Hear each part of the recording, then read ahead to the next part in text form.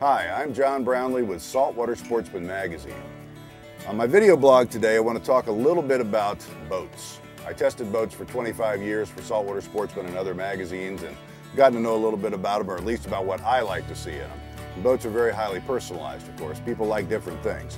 But there are a couple of things I think you want to look for in a boat, at least a good fishing boat. This particular boat I'm sitting on is a Pursuit center console. And it's got lots of innovative features that you might like.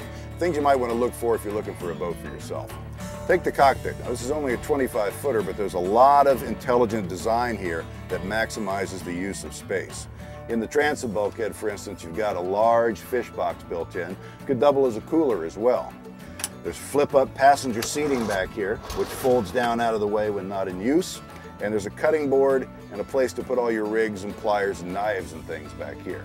It's good to have a place for everything and everything in its place. Right here you have an integrated rocket launcher leaning post unit with a live well built right into it. Now, a lot of people prefer a live well at waist height, which makes it a lot easier to get bait out. A lot of people still prefer them in the deck as well. It's just kind of a personal preference thing. But this one has built-in drink holders, places to hold knives, recesses for different kinds of gear, plus it's got 4 rocket launcher type rod holders on the aft end, with 4 more rod holders built onto the aft end of the T-top. Moving up to the console, you find more innovative use of space, and these are little things you need to look for in a boat. For instance, the dash is recessed behind a wraparound windshield to keep you dry and warm when you're running. It's got a large space where you can put flush-mounted electronics, lots of room for gauges and switches as well. There's a cubby storage compartment down here in the recessed footrest where you can store loose gear, and there's also 2 drink holders. These are all just neat little touches, but they add up to convenience in a boat that's easy to drive offshore. Now, as is the case with most boats these days, this Pursuit has a sub-console head compartment down here with a small marine head and actually quite a bit of room to step down in there and use it.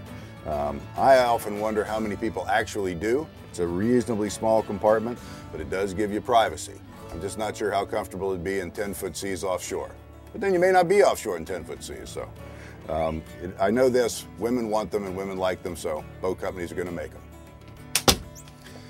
Moving forward, you notice that this boat has the forward seating option. Now, a lot of hardcore fishermen don't like forward seating, but if you're a family person, need to haul kids and family members around, this really is a very practical way to go. You can get boats without it, you can get boats with it, it's really just a matter of personal choice.